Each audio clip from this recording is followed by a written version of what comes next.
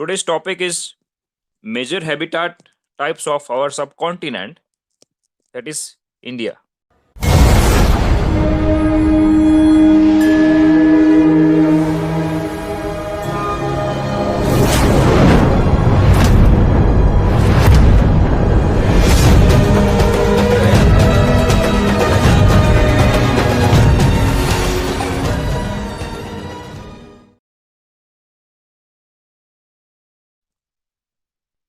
So in this introductory image in the title slide, you can see that there are 6 different types of habitat. I have put the images.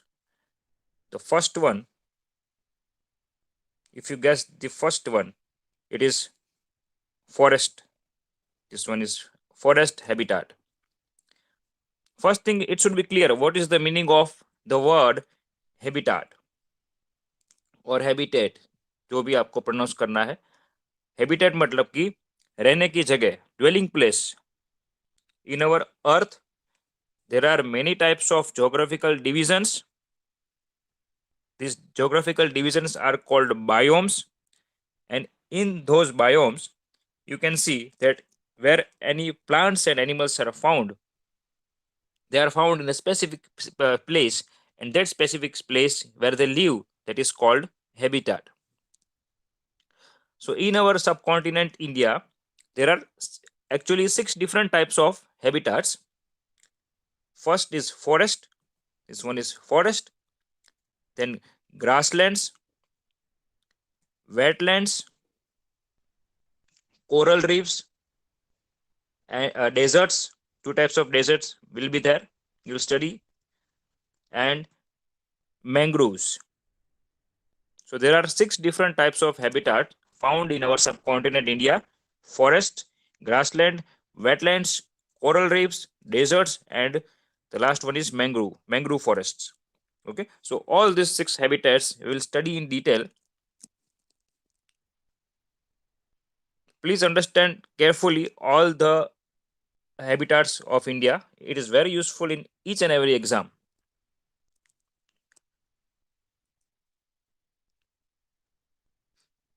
So first one is forests.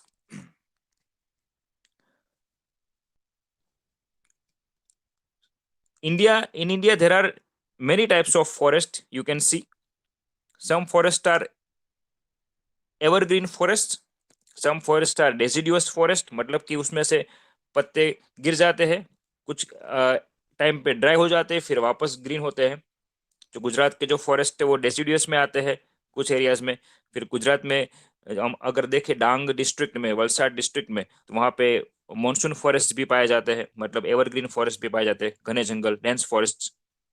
Okay, कुछ areas में जो forest होते हैं वो tropical forest होते हैं. कुछ area में फॉरेस्ट होते हैं वो कोल्ड रीजन में होते हैं, तो उसको हम बोलते हैं अल्पाइन फॉरेस्ट या टेम्परेट फॉरेस्ट. तो अगर फॉरेस्ट की बात की जाए तो इंडिया जो है पूरे वर्ल्ड में 10th नंबर पे आता है. तो टॉप 10 में इंडिया का नाम है फॉरेस्ट कंट्रीज में. सबसे ज्यादा फॉरेस्ट पाए जाने वाले कंट्रीज में इंडिया का टॉप 10 में नाम आता है, और उसी में उसका 10th नंबर है. So India is among the top 10 forested countries in the world. बाकी के 9 कंट्रीज कौन कौन से है वो भी हम अभी देखेंगे. तो कितने एरिया में इंडिया का फॉरेस्ट फैला हुआ है, तो पहले आप ये समझ लो, इंडिया जो है हमारा इंडिया, उसका एरिया कितना है.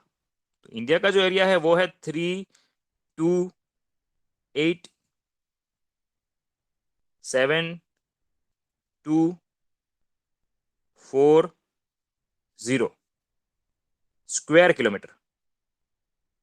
अगर पूरे इंडिया का जो ज्योग्राफिकल एरिया है उसको हम देखें तो वो एरिया है 328,7,2,4,0 स्क्वायर किलोमीटर. ठीक है. तो इंडिया को अगर हम नॉर्थ से साउथ का पार्ट देखें इंडिया का, तो इंडिया का जो नॉर्थ से साउथ का पार्ट है वो 3,2,1,4 इतना किलोमीटर है. 3,2,1,4 किलोमीटर, 3,2,1 और 4. सो 4,3,2,1 ऐसे याद कर सकते हो, पर 4 लास्ट में है. 3,2,1,4 किलोमीटर नॉर्थ से, कन्याकुमारी से लेके अगर हम इंदिरा पॉइंट अंडमान निकोबार तक का एरिया देखें, सॉरी, कश्मीर से लेके कन्याकुमारी तक का एरिया देखें, तो वो जो है वो इतना होता है, 3214 किलोमीटर। अगर हम ईस्ट से वेस्ट का एरिया देखें इंडिया का, ईस्ट और इस तरफ वेस्ट, तो गुजरात के सिरक्रिक से लेके अरुणाचल प्रदेश का जो एरिया है वहां तक हम देखें तो वो है 2933 किलोमीटर्स।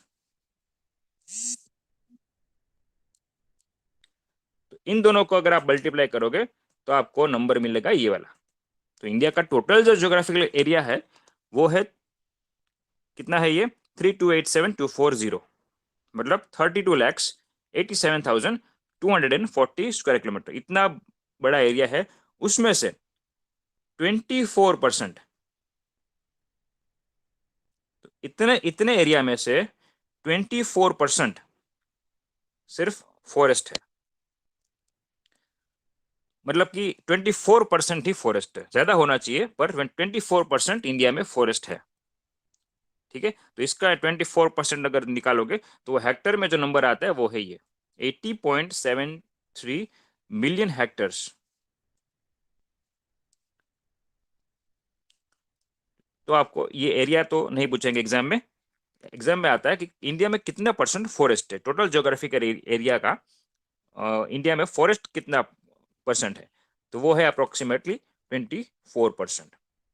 अब देखिए ये इमेज, अब देखो रसिया जो है सो सबसे ज्यादा वहां पे फॉरेस्ट पाया जाता है, फर्स्ट नंबर आता है in world. Russia stands first in forested country.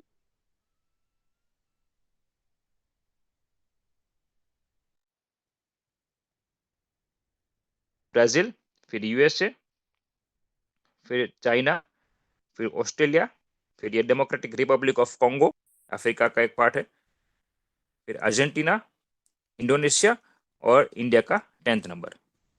तो टॉप 10 कंट्रीज में इंडिया का नंबर है और 10वां नंबर है। ओके, अभी हम फॉरेस्ट की बात करें तो इंडिया का जो लास्ट जो Indian forest policy, national forest policy जो 2019 में आई थी, उस टाइम ये डेटा रिलीज हुआ था। ओके, तो वो जो इंडिया ईयरबुक होता है उसमें पूरा डेटा इंक्लूड करते हैं हर साल। तो 2019 में ये पूरा सेंसस हुआ, मतलब फॉरेस्ट का जो एरिया है वो मेजर किया गया था। तो वो जो एरिया है वो 80.73 मिलियन हेक्टर्स है, यही है। ओके, तो लेटेस्ट लेटेस्ट डेटा ये आपको याद रखना है। तो पहले ये 72 मिलियन हेक्टर्स था, अभी वो बढ़ गया है। तो फॉरेस्ट जो है वो बढ़ रहा है अभी। ओके, जॉइंट फॉरेस्ट मैनेजमेंट और फॉरेस्ट कंजर्वेशन, ये सब अलग अलग अवेयरनेस प्रोग्राम से फॉरेस्ट एरिया इंडिया में बढ़ा रहे हैं हम। तो ये बढ़ गया है, 10 मिलियन हेक्टर बढ़ गया है। तो 80.73 मिलियन हेक्टर जो है वो अभी रिसेंट डेटा है according to the national forest policy 2019। ठीक है, तो ये जो कितना ज्योग्राफिकल एरिया है पूरे फॉरेस्ट इंडिया में, 24.56%, या फिर 24% भी आप लिख सकते, 24 to 25। ओके, अब देखो कौन से ऐसे स्टेट है इंडिया के जहां फॉरेस्ट बड़ा है। तो सबसे ज्यादा फॉरेस्ट बड़ा है इन 3 स्टेट्स में। एक है ये कर्नाटका, फिर दूसरा है आंध्र प्रदेश और तीसरा है केरला। तो यहाँ पे फॉरेस्ट एरिया जो है वो इंक्रीज हुआ है। और सबसे ज्यादा फॉरेस्ट इंडिया में कौन से स्टेट में पाया जाता है, ये भी याद रखना। सबसे ज्यादा फॉरेस्ट जो है वो मध्य प्रदेश में है। फर्स्ट नंबर आता है मध्य प्रदेश। तो इकोलॉजी सेक्शन में भी एक क्वेश्चन आता है CS 100 GSET में, सबसे ज्यादा फॉरेस्ट इंडिया में कौन से स्टेट में है, मध्य प्रदेश में है।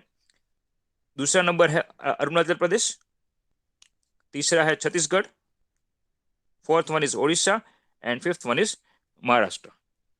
तो अभी आपको ये याद रखना है, कर्नाटका, आंध्र प्रदेश और केरला, ये जो साउथ के नेबरिंग कंट्री, नेबरिंग स्टेट से, कर्नाटका बाजू वाला आंध्र प्रदेश और उसके बाजू वाला नीचे जो स्टेट होता है वो केरला। तो ये तीनों जो स्टेट है वहां पे फॉरेस्ट बढ़ रहा है, बड़ा है। और बाकी सबसे ज्यादा फॉरेस्ट जो है इंडिया में कहाँ पाया जाता है, मध्य प्रदेश में, फिर अरुणाचल प्रदेश, छत्तीसगढ़, उड़ीसा और महाराष्ट्र। ठीक है, इंडिया का 10th नंबर है पूरे वर्ल्ड में फॉरेस्टेड कंट्रीज में। देखो ये जो इंडिया का फॉरेस्ट एरिया यहाँ पे दिखाया गया है, the part where you see dark green colour that means it is a dense forest, the part where you see light green colour that means it is a not very dense forest but it may be a rain forest, tropical rain forest. देखो यहाँ पे मेघालय है, मेघालय में सबसे ज्यादा बारिश होती है, सबसे ज्यादा फॉरेस्ट भी वहाँ पे, मतलब फॉरेस्ट नहीं, बारिश सबसे ज्यादा वहाँ पे है। अगर ये एरिया देखो, ये तो ये मध्य प्रदेश हो गया, सबसे ज्यादा फॉरेस्ट जो है वो मध्य प्रदेश में है। यर दिस इज मध्य प्रदेश।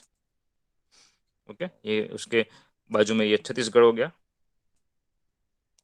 गुजरात से कम है, और जो है फॉरेस्ट वो यहाँ पे डांग और साउथ गुजरात में ज्यादा है compare to north Gujarat. North Gujarat में तो पूरा डेजर्ट का ही भरा हुआ है, ये पूरा डेजर्ट एरिया। जो फॉरेस्ट है वो यहाँ पे साउथ गुजरात में ज्यादा है, गिर फॉरेस्ट, और दूसरा जो है वो रेन फॉरेस्ट जो है वो डांग डिस्ट्रिक्ट में, वलसाड डांग यहाँ पे। ठीक है, तो ये जो एक फिगर है वो एक ट्रॉपिकल रेन फॉरेस्ट का है। वेट डेसिडियस सॉरी, ये ट्रॉपिकल रेन फॉरेस्ट में सबसे ज्यादा बारिश होती है। अगर हम वहाँ पे देखें कि कौन से एनिमल पाए जाते हैं, सो animals found in this type of forest, mainly mammals. कौन से मेमल पाए जाते हैं, तो एक है ये रॉयल बंगाल टाइगर। ठीक है, साइंटिफिक नेम भी आपको साथ में याद करने हैं, Panthera tigris tigris. Panthera tigris उसका साइंटिफिक नेम है, ये उसका सब स्पीसीज है, Panthera tigris tigris, royal Bengal tiger. दूसरा है एशियाटिक लायन। ठीक है, एशियाटिक लायन का नाम है पेंथेरा लियोपर्सिका। रिमेंबर दिस थिंग, दो प्रकार के लायन पाए जाते हैं पूरे वर्ल्ड में, एक होता है अफ्रीकन लायन और ये दूसरा है एशियाटिक लायन। ठीक है, एशियाटिक लायन और अफ्रीकन लायन में बहुत सारे डिफरेंसेस है, वो हम बाद में देखेंगे। तो एशियाटिक लायन का जो सब स्पीसीज है वो उसको बोलते हैं पर्सिका, ये पर्शियन लायन इसको बोलते हैं। So this subspecies is Panthera leo persica. African lion का नाम होता है पेंथेरा लियो लियो। तो ये भी फॉरेस्ट एरिया में पाए जाते हैं। Third one is Asian elephant, जिसका साइंटिफिक नेम है एलिफस मैक्सिमस। ठीक है, जब भी साइंटिफिक नेम किसी का लिखो प्रिंटेड फॉर्म में तो उसको इटैलिक्स में लिखते हैं, अगर हाथ से लिखते हो तो अंडरलाइन करना पड़ता है अलग अलग, ऐसे इसको जीनस को अलग से और स्पीसीज को अलग से। Then after you can see wild water buffalo. in this image you can see wild water buffalo. So wild water buffalo is also found in forest habitats, that is Bubelus arni. Scientific name is Bubelus arni. Then after you can see leopard. Leopard का population tiger और lion से बहुत ज्यादा है। ठीक है, lion का 650 around 635 around है लायन का पूरे इंडिया में, गुजरात में लायन पाए जाते हैं गिर में। और जो टाइगर है उसका पॉपुलेशन जो है वो 1200 या 2000 3000 है, पर लेपर्ड का जो पॉपुलेशन है वो 12,000 से 15,000 तक का है। तो लेपर्ड जो है उसका नाम है पैंथेरा पारदस, पैंथेरा जीनस है, पारदस स्पीसीज है। लेपर्ड भी पाए जाते हैं फॉरेस्ट में। फिर you can C sloth bear. देखो ऐसा जो बियर होता है काला, ये भालू, ये वाला, एक होता है पोलार बियर, और ये जो भालू पाया जाता है गुजरात में भी, रतन महल जो है सेंचुरी, जेशोर सेंचुरी है बनासकाठा के पास, वहां पे भी ऐसे भालू आप देख सकते हो। तो इसको बोलते हैं स्लोथ बियर। ठीक है, तो ये स्लोथ बियर जो है उसका नाम है मेलरसस अर्सिनस, मेलरसस अर्सिनस। देखो काला है तो काला से आप याद रख सकते हो मिलेनियन पिगमेंट, तो मिलेनियन पिगमेंट से मेल, याद रखना मेल, मेल अर्सस, अर्सस और ये ursinus, Melursus ursinus. then after you can find Indian bison. Okay, इसको गौर भी बोलते हैं, gaur, GAUR, gaur, Indian gaur.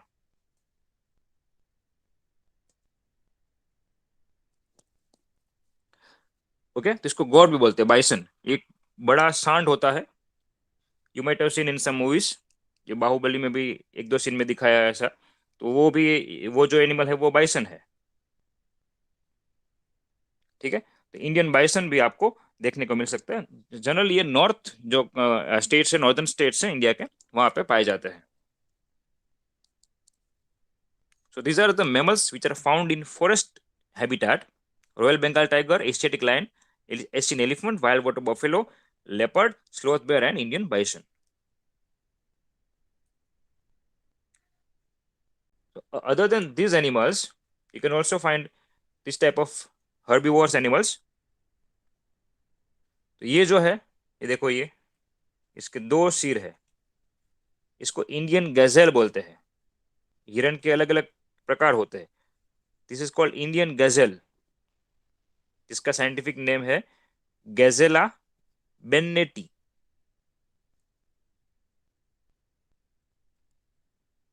Okay, और वैसा ही एक दूसरा है, पर ये गैजेल नहीं है। देखो, इसके चार सिंग है। एक, ये दो, तीन, और ये चौथा। तो चौसिंगा बोलते हैं इसको, chousingha. And this is called four horned antelope. Four horned antelope, chousingha इसका हिंदी नाम है, चौसिंगा, चार सिंह वाला।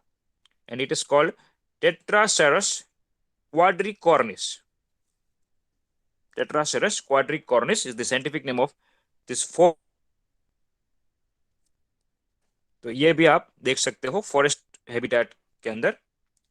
और बाकी के जो बर्ड्स है, वो बर्ड्स में कुछ माइग्रेटरी माइग्रेटरी भी हो सकते हैं, और कुछ बर्ड्स वहाँ वहाँ के एंडेमिक भी हो सकते हैं। सो दी एविफोना, एविफोना मतलब कि बर्ड। फोना में बर्ड्स और एनिमल्स आते हैं, फ्लोरा में प्लांट्स आते हैं। तो जो फोना है, एविफोना मतलब birds. So birds of Indian forest is also remarkably rich, including both resident मतलब कि वहाँ के स्थानिक, endemic and migratory birds also you can find out. So हम डिफरेंट स्पीसीज की जब बात करेंगे, कौन से स्पीसीज कहाँ पे पाए जाते हैं, तब ये डिटेल में वहां पे पढ़ेंगे। अभी हम हैबिटेट पे फोकस कर रहे हैं। Next habitat is grassland. अच्छे से समझना, पूरा आपका इंडिया टूर हो जाएगा ये यहाँ पे। अलग अलग प्राणी आपने नहीं देखा होंगे कभी लाइफ में, वो भी आपको देखने को मिलेंगे यहाँ पे। अब दूसरा हैबिटेट है ग्रासलैंड। ठीक है, ग्रासलैंड भी अलग अलग प्रकार के होते हैं। एक, सूखा घास वाला प्रदेश, सूखे घास पाए जाते हैं, dry grasses, small dry grasses. ठीक है, तो उसको बोलते हैं सेमी एरिड पेस्चर्स। कैटल के लिए ये फूड जैसा रोल यहाँ पे होता है उसका। So this grass are acting as a food material for cattles. So pastures, semi arid pastures in the western part, जो गुजरात में जो घास का एरिया है, not in Kutch but in the southern Gujarat. In southern Gujarat you can find out this type of grasslands, dry grassland, semi arid, पूरे dry नहीं होते। कुछ कुछ छोटे छोटे वहाँ पे ग्रासेस के स्पीसीज, श्रब्स होते रहते हैं। तो सेमी एरिड पेस्चर्स, पूरे ड्राई नहीं, हाफ ड्राई। ओके, कभी कभी सूखा, मतलब जब बारिश आती है तब वहां पे ग्रास पूरा ग्रीन हो जाता है, जब बारिश नहीं होती तब ये पूरा ऐसा रहता है, ड्राई रहता है। दूसरा टाइप का ग्रासलैंड है, वो है बन्नी।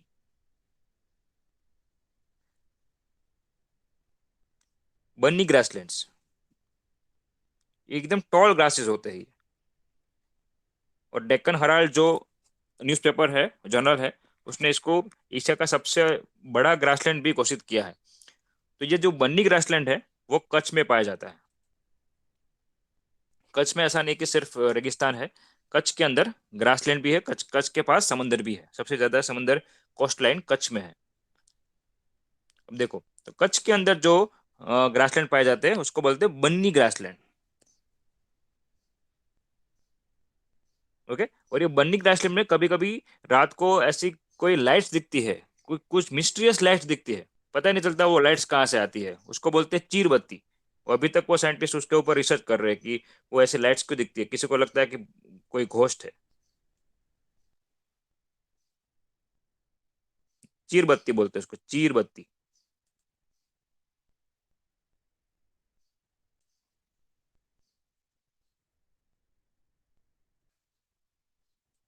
अब कभी टाइम मिले तो आप सर्च करना इसके ऊपर, चीरबत्ती, घोस्ट लाइट्स बोलते हैं इसको इंग्लिश में, घोस्ट लाइट्स। तो वो यहाँ पे पाई जाती है बन्नी ग्रासलैंड्स में। So the second type of grassland is Banni grassland found in the Kutch area of India. Third grassland is humid, wet grassland से, ह्यूमिड है। Humid grassland semi water lock, कुछ जगह पे वहां पे पानी भी जमा रहता है। So humid semi waterlogged tall grasslands in the टेरोई। टेरोई मतलब कि कहाँ पे, जो हिमालय रीजन है वो हिमालय के साउथ वाले पार्ट में, वहां पे आप अभी ऐसे ग्रासलैंड देख सकते हो। मतलब कि उत्तराखंड हो गया, फिर ये असम हो गया, जो भी हिमालय के नीचे जो पार्ट आता है साउथ में, उस वहां पे ऐसे ग्रासलैंड पाए जाते हैं, इसको बोलते हैं टेरेई ग्रासलैंड्स। ये ह्यूमिड होता है, याद रखना। फोर्थ टाइप इज रोलिंग सोला ग्रासलैंड्स। अब ऊटी में आप जो ग्रासलैंड देखते हो कुछ मूवीज में, मन्नार है, ऊटी हो गया, तमिलनाडु के कुछ रीजन है, जैसे वो गोलमाल अगेन में दिखाते हैं स्टार्टिंग में, वो वाला पूरा लोकेशन। तो वहां पे जो ग्रासलैंड, ये जो वो एरिया है, this area, this type of location is called rolling सोला ग्रासलैंड्स। रोलिंग सोला ग्रासलैंड्स, सोला उस एरिया का नाम है। These grasslands are inclined, they are in inclined position, they are slopes, so they are called rolling grasslands। तो ये कहाँ पे पाए जाते हैं, वेस्टर्न घाट्स में। वेस्टर्न घाट्स जो पूरा माउंटेन रीजन है, वहां पे ये ऐसे ग्रासलैंड पाए जाते हैं। Fifth type is high altitude,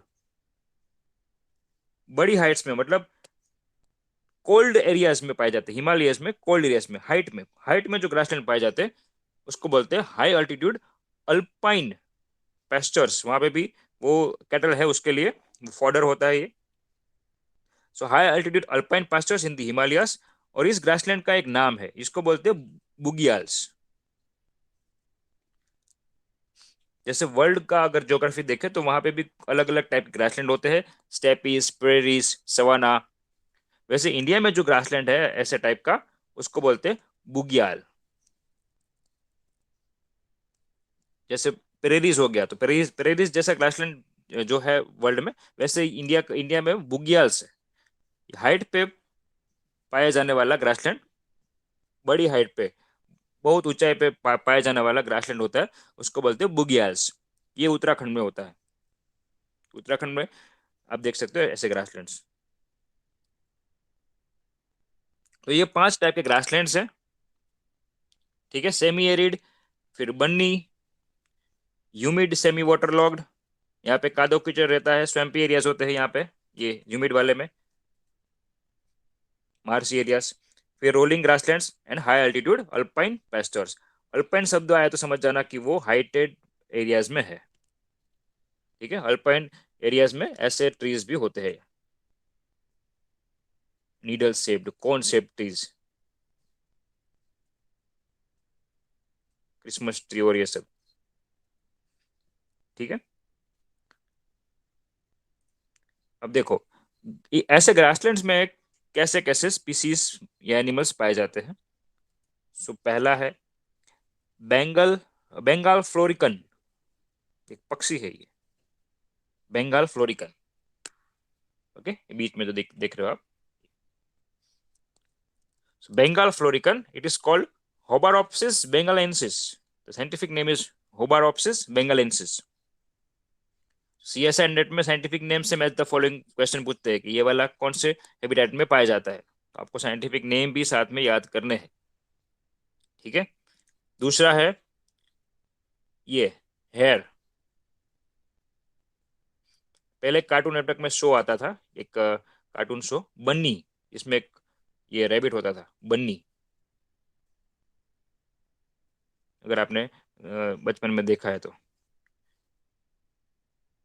वो जो बन्नी है वो पूरे दिन गाजर ही खाता रहता है। तो ये बन्नी है, ये हेयर है, बड़ा वाला रैबिट, इसको हेयर बोलते हैं। तो ये भी पाया जाता है इंडिया के ग्रासलैंड में, तो इसको बोलते हैं हिस्पिड हेयर। ये छोटा होता है, रैबिट होता है, ये बड़ा होता है, तो इसको बोलते हैं hare. Caprolagus hispidus is the scientific name of this hispid hair.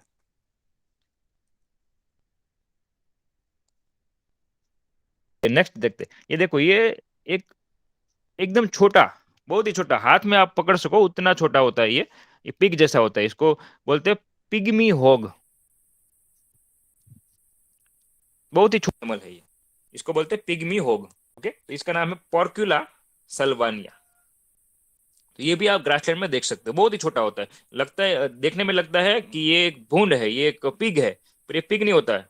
ये इसका पिग पिग का जो बच्चा होता है उतने साइज का ये होता है,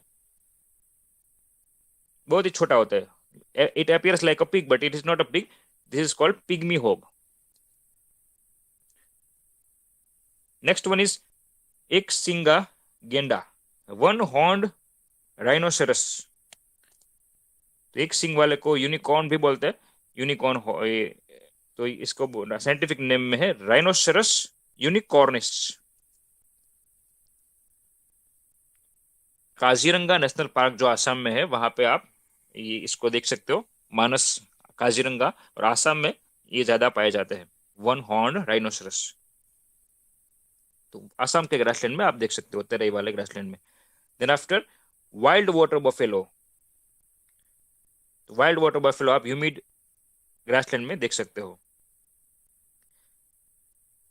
then in Western Ghats in Nilgiri Himalaya, sorry Nilgiri hilly regions, Nilgiri hills, you can see one deer like structure, deer like animal। ये सिंग जो है वो छोटे, बहुत छोटे होते हैं। मैं आपको बड़ा इमेज बाद में दिखा दूं। ये इसको बोलते हैं नीलगिरी थार या नीलगिरी तहर। ये पाया जाता है 16 ग्रासलैंड में।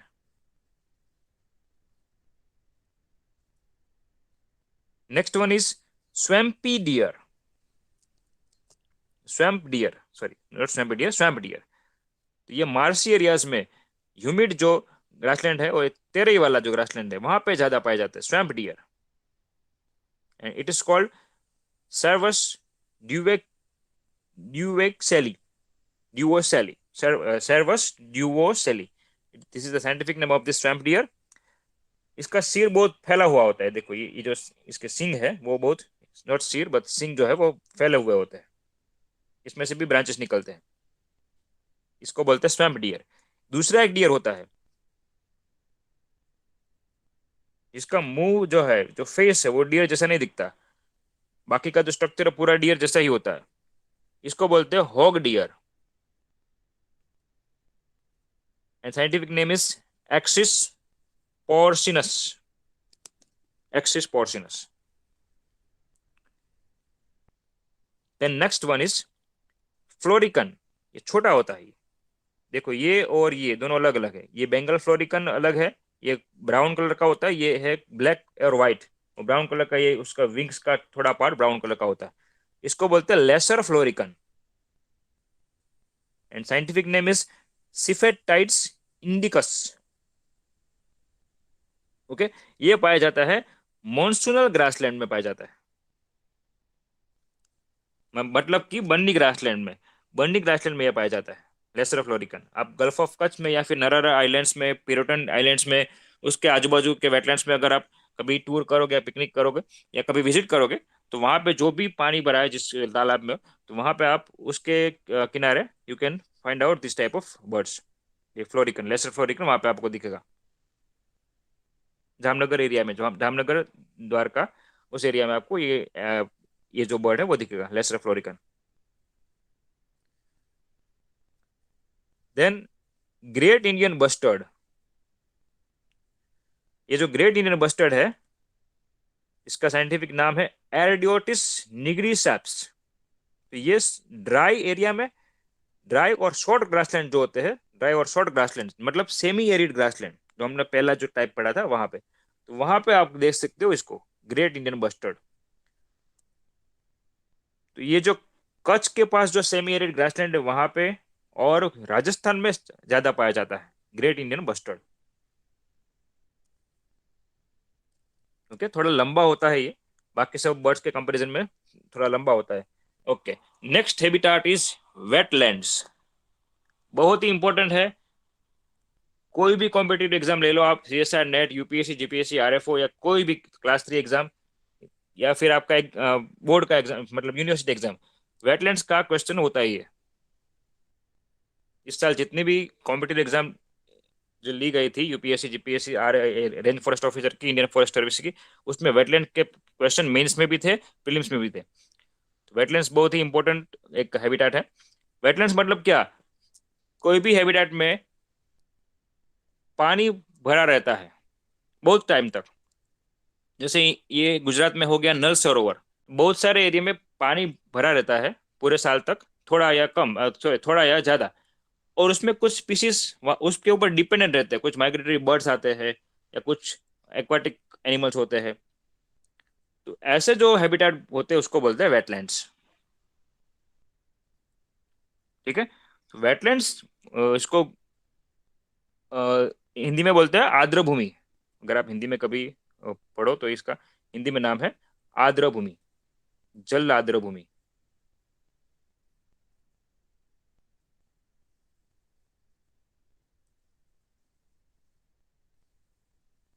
ओके, आर्द्र भूमि बोलते हैं इसको, और गुजराती में बोलते हैं जल प्लावित भूमि।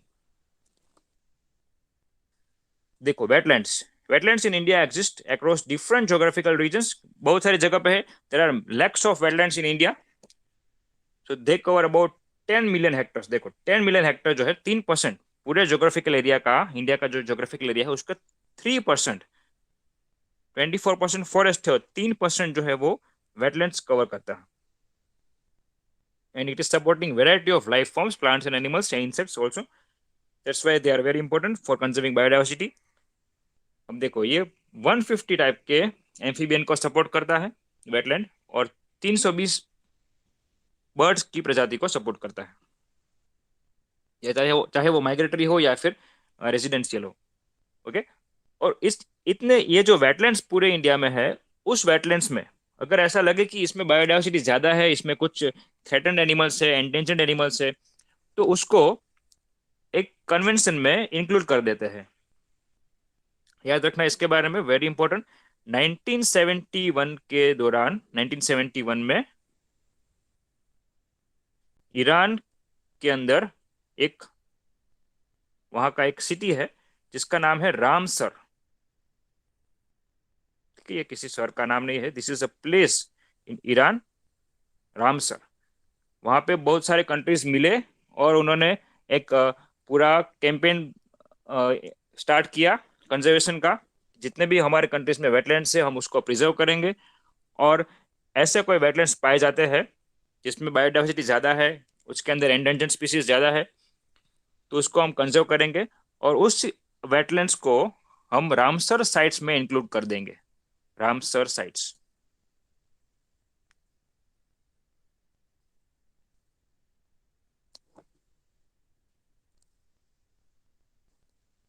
ओके, रामसर साइट्स को में इंक्लूड कर देंगे। तो इंडिया में जितने भी वेटलैंड्स है वो रामसर साइट्स के वेटलैंड्स नहीं होते हैं। ओके। रामसर साइट्स के वेटलैंड्स वही उसमें गिने जाते हैं जिसमें बायोडाइवर्सिटी सबसे ज्यादा होती है, और उसमें एंडेंजर्ड या थ्रेटन स्पीसीज की मात्रा ज्यादा होती है। वो एंडेंजर्ड थ्रेटन क्या है मैं आपको बाद में बताऊंगा, जो एक्सटिंक्ट होने की कगार पे होते हैं जो। तो रामसर साइट्स जो होती है वो क्या है? ऐसे वेटलैंड्स जिसमें बायोडाइवर्सिटी का कुछ कंसर्न है। तो many wetlands serve as an important winter sites for migratory birds. तो माइग्रेटरी बर्ड्स जो है वो माइग्रेशन करके फिर वेटलैंड्स में अपना 3-4 महीने वहां पे गुजारते हैं, ब्रीडिंग करते हैं। So they are very important for migratory birds. और अभी जो लेटेस्ट डेटा है 2021 का, तो उस हिसाब से 42 वेटलैंड्स इंडिया में है जो रामसर साइट में इंक्लूडेड है। याद रखना, वेटलैंड्स तो वेटलैंड्स की संख्या जो है वो 1 लाख के ऊपर है पूरे इंडिया में, पर उसमें से रामसर साइट्स में कितने इंक्लूड किए हैं, तो वो नंबर है 42।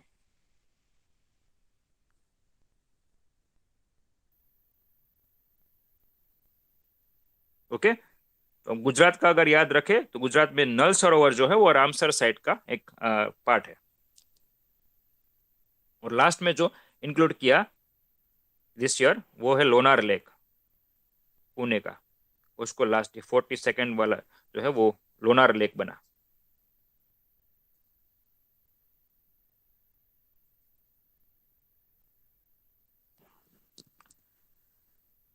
सो 42 जो वेटलैंड्स है इंडिया के, वो रामसर साइट में इंक्लूड किए हैं। रामसर क्या है? रामसर एक प्लेस है, एक सिटी है ईरान के अंदर, एक जगह है। वहां पे ये कन्वेंशन हुआ था 1971 में। ये जो ईयर है वो बहुत बार पूछा है, और उस दौरान बहुत सारे कंट्रीज ने मिलकर एक पूरा कैंपेन चलाया कि हमारे कंट्री के अंदर जितने भी वेटलैंड्स है हम उसका कंजर्वेशन करेंगे, और ऐसे कोई स्पेशल होंगे तो उसको हम रामसर साइट्स में इंक्लूड करेंगे। ओके, तो वेटलैंड्स आप कहीं पे भी देख सकते हो, उसका कोई स्पेसिफिक लोकेशन इंडिया में नहीं है, बहुत सारी जगह पे है वेटलैंड्स। सबसे ज्यादा वेटलैंड पाया जाता है सुंदरबन में, और उसी को पहला रामसर साइट, इंडिया का पहला वेटलैंड, सॉरी, पहला रामसर साइट उसको घोषित किया था। ये 42 में से पहला जो रामसर साइट में जो इंक्लूड हुआ था वो है सुंदरबन। ओके, चिल्का लेक भी है, चिल्का लेक भी हुआ था, उड़ीसा का Chilka lake.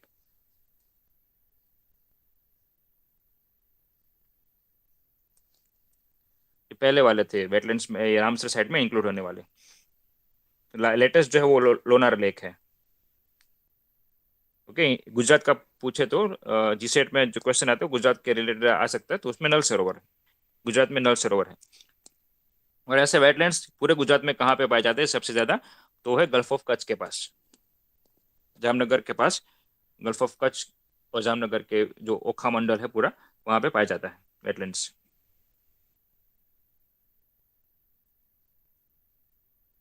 Okay, next one is coral reefs. Colourful होते हैं, आई मीन इनका खुद का कुछ कलर नहीं होता, ये तो अलग अलग स्पीसीज होते हैं। अगर इस इमेज में आप देखोगे तो ये देखो, ये लाल दिख रहा है, ये कुछ ब्राउन दिख रहा है, ये कुछ येलो दिख रहा है, ठीक है, और ये यहाँ पे कुछ ग्रीन दिख रहा है, ब्लू दिख रहा है। तो ये असल में होते हैं सिलेंट्रेटा। सिलेंट्रेटा एक फाइलम होता है एनिमल किंगडम में, तो सिलेंट्रेट एनिमल होते हैं ये, सिलेंट्रेट्स।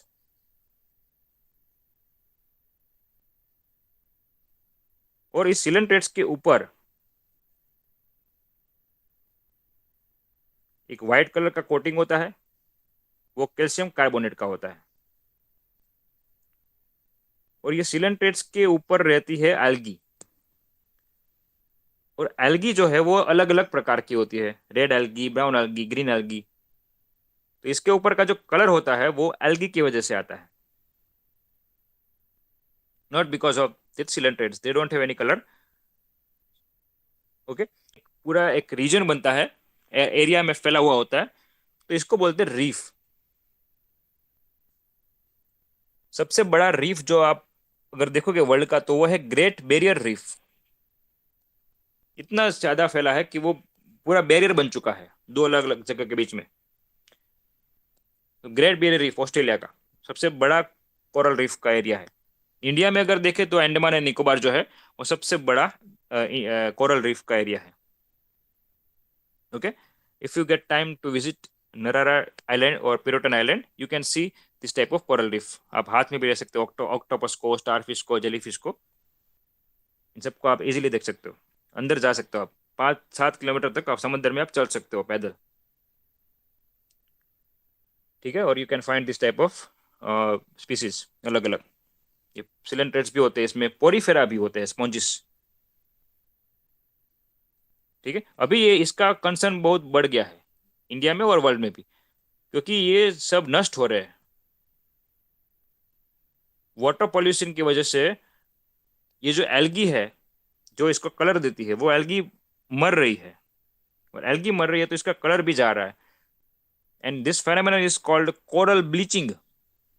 कोरल ब्लीचिंग, इसका ब्लीचिंग हो रहा है। एल्गी मर रही है तो ये पूरे कलरलेस हो रहा है, वाइट हो रहे हैं, उससे उसके बाद ये मर जाते हैं,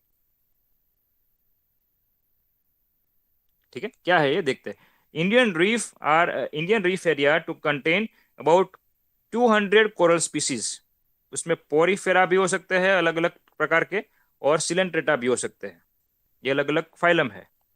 Porifera, spongin, Coelenterata, hydra, jellyfish, ये सब सिलेंट्रेटा में आता है.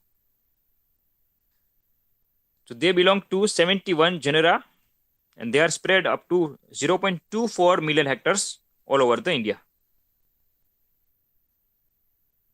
ओके, कहाँ पे पाए जाते हैं ऐसे कोरल रीफ? तो यहाँ पे आप मैप में देखिए, वेस्ट वेस्ट पार्ट में गल्फ ऑफ कच्छ में पाए जाते हैं. जामनगर एरिया में सबसे ज्यादा है नरारा आइलैंड में. नरारा रीफ आइलैंड बहुत ही बढ़िया है, अगर टाइम मिले तो एक बार आप विजिट करना. आपको बहुत सारे ऐसे कोरल रीफ देखने को मिलेंगे.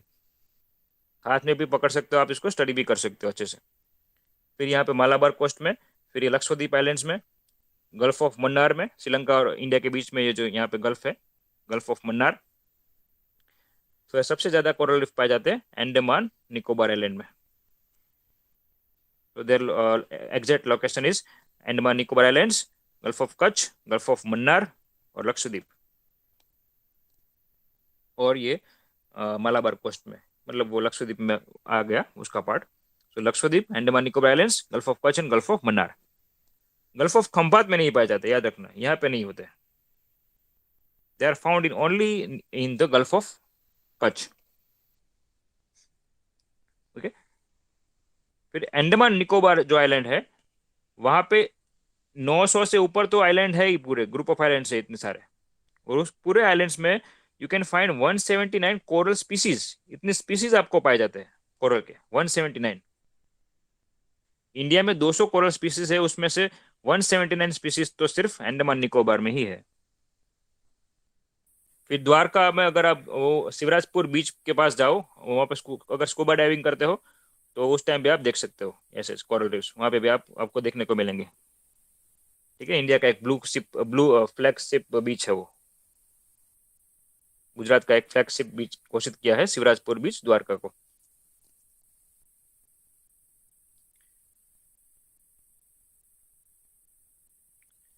चलिए, नेक्स्ट हैबिटाट है मैंग्रोव फॉरेस्ट. मैंग्रोव, इसके रूट्स जो है वो जमीन से बाहर आते हैं ऊपर. Positively phototropic, negatively geotropic. बाकी रूट्स क्या होते हैं? पॉजिटिवली जियोट्रॉफिक होते हैं, नेगेटिवली फोटोट्रॉफिक होते हैं. और ये तो उल्टा होता है, नीचे नहीं जाते, ऊपर आते हैं. उसका रीजन क्या होता है? उसको ऑक्सीजन नहीं मिल पाता ऐसे सॉल्ट वाले पानी पानी में से. इस वाटर इज वेरी सॉल्टी, समुद्र का पानी आ जाता है इसमें. और इस वाटर की वजह से they will not get enough oxygen for respiration, इसलिए उसके रूट जो है वो बाहर आते हैं. ऐसे पूरे कांटे जैसे रूट्स होते हैं उसको, ये इस रूट्स. और इस रूट्स में इसको बोलते हैं न्यूमेटोफोर्स. तो थोड़ा एनाटॉमी का पार्ट हो गया. सो न्यूमेटोफोर्स, सॉरी ये लिखा जाए, आपने 11th-12th में पढ़ा होगा. न्यूमेटोफोर्स बोलते हैं उसको. तो जो रूट्स बाहर निकलते हैं, ऐसे जंगल को, ऐसे पेड़ को बोलते हैं मैंग्रोव्स. ये रूट्स को मैंग्रोव्स नहीं बोलते. उसमें से जो रूट्स बाहर निकलते हैं रेस्पिरेशन के लिए, न्यूमेटोफोर्स. इसके अंदर जो पोर्स होते हैं, छेद होते हैं, जहाँ डालते हैं. So India has some of the finest mangroves in the world. सबसे ज्यादा मैंग्रोव पाए जाने वाला एरिया है Sundarban area.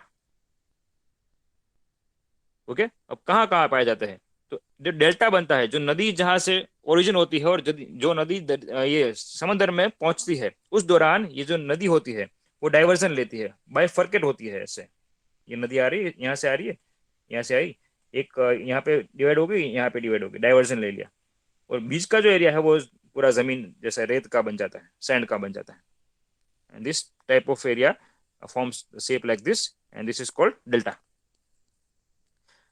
So nestled in the alluvial deltas of the Ganga. यहाँ पे आप देख सकते हो ऐसे डेल्टा में मैंग्रोव्स, गंगा नदी के डेल्टा डेल्टा में, महानदी के डेल्टा में, ओडिशा में, गोदावरी में, मतलब साउथ इंडिया में, कृष्णा, गोदावरी, कावेरी सब साउथ इंडिया की रिवर्स हैं.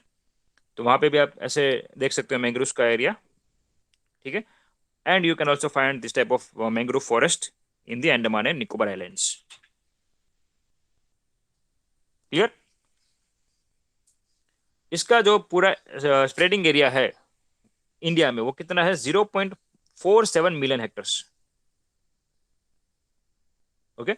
और यू कैन से 0.14% of the total geographical area. 0.14% है, इतने मैंग्रोव फॉरेस्ट इंडिया में है. ओके, तो इंडिया का जो पूरा एरिया है 3287240 स्क्वायर किलोमीटर। इतने एरिया में से वो 0.14% है।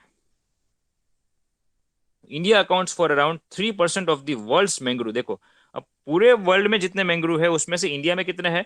3% है। ओके, बाकी के मैंग्रोव्स आपको अमेजन फॉरेस्ट के पास मिल सकते हैं, वहां पे ऐसे मैंग्रोव्स पाए जाते हैं। तो इंडिया में 3% of the total world's mangrove vegetation है। Almost half of it is located in the Sundarban. देखो, ये सुंदरबन में ही सबसे ज्यादा मैंग्रोव्स पाए जाते हैं इंडिया में। ये सब लोकेशन याद रखना। सबसे ज्यादा ज्यादा कोरल रीफ जो है वो अंडमान निकोबार में, सबसे ज्यादा मैंग्रोव्स जो है वो सुंदरबन में।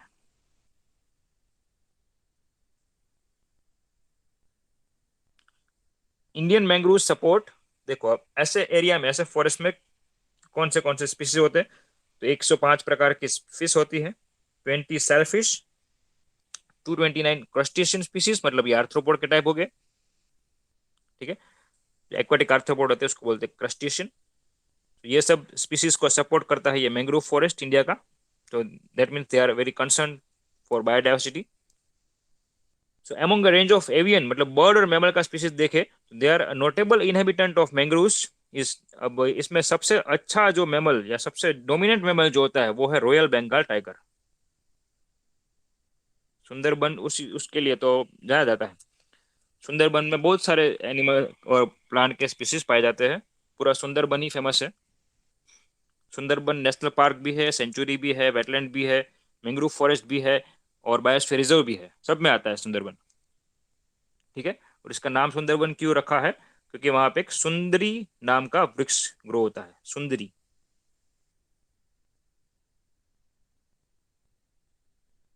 सुंदरी नाम का वृक्ष वहां पे होता है, तो उस वृक्ष से इसका नाम रखा सुंदर वन। ठीक है, और आपने ऑब्जर्व किया होगा कि जो वेस्ट बंगाल के या फिर बिहार के लोग होते हैं वो व को ब बोलते हैं, इसलिए वन से कर दिया बन। तो सुंदरी ट्री का नाम है, ट्री स्पीसीज का नाम है सुंदरी ट्री, उससे रखा ये सुंदर।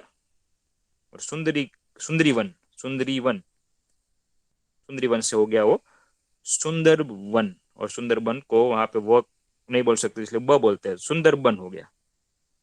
ठीक है, इसका मीनिंग ब्यूटीफुल फॉरेस्ट नहीं होता है, याद रखना। सुंदरबन का मीनिंग ब्यूटीफुल फॉरेस्ट नहीं होता है।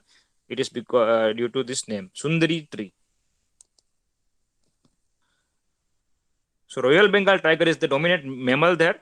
देखना ये अच्छे से वहां पे पूरा वहां पे घूम रहा होता है। आपको देख सकते हो, ये देखो, ये मैंग्रोव है। एविसिनिया टाइप का स्पीसीज पाया जाता है मैंग्रोव का, ये डोमिनेंट स्पीसीज है मैंग्रोव का, एविसिनिया।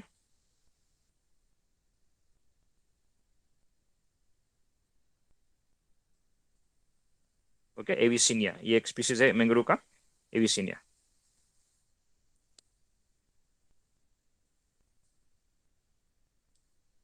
तो ये सुंदरबन के ये एरिया है। ये you can see this pneumatophores, देखो रूट्स बाहर निकले हैं। और ऐसे एरिया में ये जो हमारा नेशनल एनिमल है वो अच्छे से घूम रहा होता है। ठीक है, ये सब, ये जो ये यहाँ पे ये वेटलैंड हो गया और ये बाजू में मैंग्रोव फॉरेस्ट हो गया। मैंग्रोव और वेटलैंड दोनों साथ में, ये भी ये वेटलैंड हो गया, ये मैंग्रोव फॉरेस्ट हो गया। ये मैंग्रोव फॉरेस्ट हो गया, ये वाला हिस्सा, और इसके बाजू में ये जो है वो वेटलैंड हो गया। ओके, अब है डेजर्ट्स। ओके, अब जहाँ पे कुछ ग्रो नहीं होता, कुछ लाइफ सस्टेन नहीं कर पाती, वैसे हैबिटाट को बोला जाता है डेजर्ट्स। ठीक है, ये आइसक्रीम वाला डेजर्ट नहीं, उसमें डबल एस आता है। ठीक है, ये डेजर्ट मतलब रेगिस्तान, कुछ भी नहीं ग्रो होता वहां पे, no life, but something will be there. कुछ अडेप्ट कर कर पाते हैं, वैसे जीव वहां पे रह सकते हैं, ऐसा नहीं कि पूरा बंजर है। तो डेजर्ट्स जो है वो दो टाइप के होते हैं। एक हॉट डेजर्ट होता है, एक कोल्ड डेजर्ट होता है। कोस्टल डेजर्ट भी होता है पर वो इंडिया में नहीं नहीं पाया जाता। एक तरफ रेगिस्तान, दूसरी तरफ समंदर, ऐसा इंडिया में नहीं है। वो नामीबिया में है ऐसा डेजर्ट, कोस्टल डेजर्ट। तो इंडिया में दो प्रकार के डेजर्ट होते हैं, एक तो एकदम हॉट डेजर्ट, दूसरा है कोल्ड डेजर्ट। ठीक है, हॉट डेजर्ट है वो सैंडी भी है, जो थार प्रकार का डेजर्ट है, थार डेजर्ट, वो सैंडी डेजर्ट है। और कच्छ का जो रन है वो है salt desert, white Rann. Okay, salt desert Kutch. Kutch जो वर्ड है ना, कच्छ, ये कच्छ का मीनिंग होता है सी। इसका मीनिंग सॉल्ट नहीं होता। कच्छ, कच्छ जो डेजर्ट है वो सॉल्टी डेजर्ट है, पर ये कच्छ का मीनिंग सी होता है, समंदर होता है, दरिया होता है। Okay, so Thar desert is the seventh largest desert in the world. Asia का सबसे बड़ा है ये, सॉरी इंडिया का। और पूरे वर्ल्ड में देखे तो सहारा डेजर्ट है वो सबसे बड़ा है। First number is Sahara desert, बाकी गोबी, मंगोलिया, ये सब डेजर्ट आएंगे। तो ऐसे सेवंथ नंबर जो है वो इंडिया का थार डेजर्ट का आता है। ठीक है, सहारा डेजर्ट तो इतना बड़ा है कि उसमें 3 इंडिया आ जाएंगे, इतना बड़ा है। और थार डेजर्ट जो है वो seventh largest in the world है। मेन हॉट एंड सैंड, ये हॉट सैंड डेजर्ट है। Thar desert is a hot sand desert, याद रखना। ये वाला जो है वो ये थार डेजर्ट है। ये जो इमेज है वो, ये वाला, ये सब थार डेजर्ट है, राजस्थान का रेगिस्तान। Several species have adapted themselves to survive in the harsh desert conditions. अब देखो, यहाँ पे एक कच्छ में एक अलग प्रकार का एक ये डोंकी टाइप एनिमल है, जिसको बोलते हैं घुड़खर, Asiatic wild ass. This animal is found only in Kutch, all over Asia, और you can say all over the world. This animal is limited only in, endemic only to Kutch. यहीं पे पाया जाता है और कुछ ही उसका पॉपुलेशन बचा है। अगर ये एक्सटिंक्ट हो गया तो फिर ये कहीं पाया नहीं जाएगा। सो ये जो है वो एशियाटिक वाइल्ड एस बोलते हैं इसको। जैसे एशियाटिक लायन है वो भी पूरे वर्ल्ड में सिर्फ गिर नेशनल पार्क में ही पाए जाते हैं, और कहीं पे नहीं पाए जाते। अगर वहां पे खत्म हो गया तो फिर एक्सटिंक्ट। वैसे ही ये लास्ट वाइल्ड एस है पूरे वर्ल्ड के। एशियाटिक लायन है वो लास्ट लायन है, ये लास्ट वाइल्ड एस है, घुड़खर। ये उसका सेंचुरी भी बना है कच्छ में, लिटिल रन ऑफ कच्छ में wild ass sanctuary. So the faunal diversity is also rich with 755 invertebrates. देखो, रेगिस्तान में रहने वाले भी कुछ प्राणी होते हैं जो वहां पे सर्वाइव कर पाते हैं, अडेप्ट कर पाते हैं। तो 755 types of invertebrates can survive, 440 types of vertebrates can survive this much species. उसमें 140 बर्ड भी आ जाते हैं। तो अपना ब्रीडिंग और अपना जो खाना पीना है वो सब ये डेजर्ट के पास जो वेटलैंड होते हैं उसी पे डिपेंड करते हैं ये बर्ड। फ्लेमिंगो, ज्यादातर flamingo, you might have heard about flamingo area in Nal Sarovar. तो फिर 41 mammalian species and only known population of the Asiatic wilderness. Okay, इसका साइंटिफिक नेम है इक्वस। ये घोड़े जैसा है इसलिए इस इक्वस, ये हॉर्स के लिए यूज करते हैं हम genus equals. Equus hemionus khur, this is the scientific name of this wilds, Asiatic wilds घुड़खर। ओके, देखो ना, ना तो ये डोंकी जैसे दिखते हैं ना घोड़े जैसे दिखते हैं, दोनों का मिक्स म्यूल म्यूल जैसे भी नहीं दिखते, अलग ही प्रकार के होते हैं। अब है कोल्ड डेजर्ट। कोल्ड डेजर्ट मतलब ये हिमालयास के पास जो लद्दाख रीजन में जो पाया जाता है उसको बोलते हैं कोल्ड डेजर्ट। ठीक है, वहां पे भी लाइफ बहुत कम सर्वाइव कर पाती है, बहुत ही कम मेमल्स होते हैं या प्लांट्स होते हैं। प्लांट्स तो होते ही नहीं है ऐसे एरिया में, देखो आप प्लांट्स नहीं देखते, कोई भी प्लांट्स नहीं है यहाँ पे। एंड कुछ एनिमल्स जो होते हैं वहां पे सर्वाइव कर पाते हैं। तो वैसे जो एनिमल्स है वो ये इसका लिस्ट है। तो कोल्ड डेजर्ट भी होता है और हॉट डेजर्ट भी होता है। तो याद रखना, डेजर्ट मतलब ऐसा नहीं कि हॉट भी, कोल्ड डेजर्ट भी होते हैं। And this cold desert located in the Ladakh, Ladakh region of India. वहां पे टेम्परेचर जो है सियाचिन ग्लेशियर के पास -50 तक का टेम्परेचर हो जाता है। और ऐसे कोल्ड डेजर्ट 5.62% का एरिया ऑक्यूपाई करते हैं पूरे पूरे इंडिया में।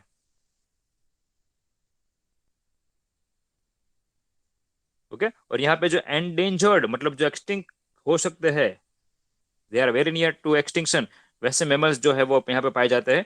बहुत ही यूनिक मेमल्स होते हैं। ये you can C one type of mammal, अभी आएगा उसका नाम। ये अर्गाली है, इसको अर्गाली बोलते हैं, अर्गाली।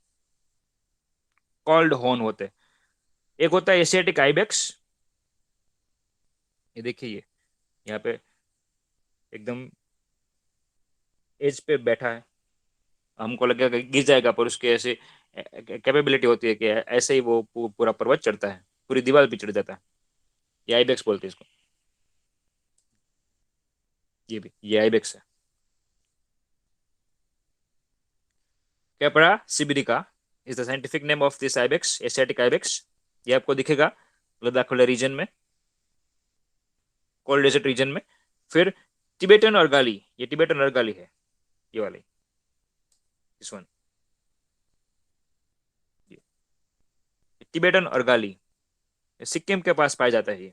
ओविस एमन होजसोनी, ऐसा उसका नाम है पूरा साइंटिफिक नेम। फिर होता है wild yak, wild yak, this one, okay, wild yak. Bos mutus is the scientific name. And snow leopard, snow leopard का नाम याद रखना आसान है, अंकिया अंकिया। ये सारे एनिमल्स एंडेंजर्ड स्पीसीज में आते हैं। ओके, मतलब इसका नाम रेड डेटा बुक में लिख सकते हैं।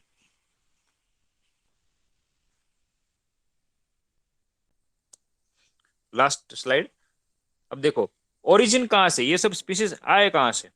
तो इंडिया जो है, if you see in this image, you can see that there is Laurasia written. This part was called Laurasia before, जो कॉन्टिनेंट जो है वो उसकी आइडेंटिटी आई, वो अस्तित्व में आई उसके पहले। ये कुछ प्लेट्स थी, टेक्टोनिक प्लेट्स थी। ये जो प्लेट्स है वो उसमें ये लोरेशियन प्लेट, ये वाला हिस्सा था जिसमें यूरेशिया और नॉर्थ अमेरिका था, और उसके बाजू में ये नीचे south America, Africa, India, Australia और एंटार्क्टिका, ये सब मिले हुए थे। और ये सब मिलके एक पूरा एक रीजन बनाया था जिसका नाम है गोंडवाना लैंड। उसके बाद ये अलग अलग हो गए, सारे कॉन्टिनेंट्स सेपरेट हो गए, और ये 33 से ये बना हिमालय, ऐसा माना जाता है। ठीक है, और पहले एक ही महासागर था जिसका नाम था Panthalassa.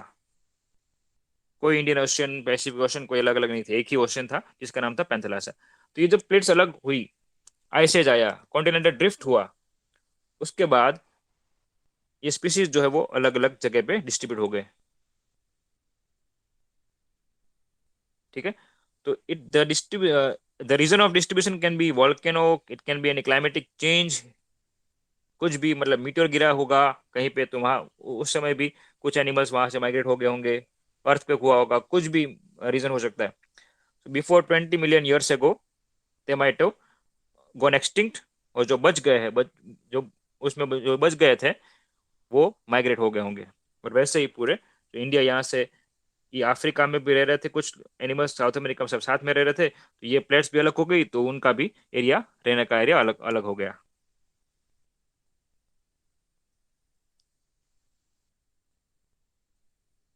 So as a result, among Indian species, only 12.6% of mammals, 4.5% of birds are endemic. तो हमारे इंडिया में ही जो पहले से पाए गए हैं और यही के जो है लोकल है, वैसे इतने ही फोना है। ठीक है, उसके कंपैरिजन में अगर रेप्टाइल्स का देखें तो रेप्टाइल्स बहुत सारी है। एंडेमिक, ये वर्ड ध्यान रखना है, इसका मतलब एंडेमिक का मतलब जो लोकल होते हैं, जो और कहीं जगह पे नहीं पाए जाते। Asiatic lion is the endemic species of Gir national park. तो वो उस जगह से अलावा, उस जगह के अलावा और कहीं पे भी पूरे विश्व में नहीं पाया जाएगा, तो ऐसे स्पीसीज को बोलते हैं एंडेमिक स्पीसीज। तो वैसे 45.8% जो रेप्टाइल है वो एंडेमिक है, 55.8% एम्फीबियंस एंडेमिक है, यहीं यहीं पे पाए जाते हैं वेस्टर्न घाट्स में, और कहीं पे नहीं पाए जाते। जैसे ये हो गया, ये नीलगिरी लंगूर,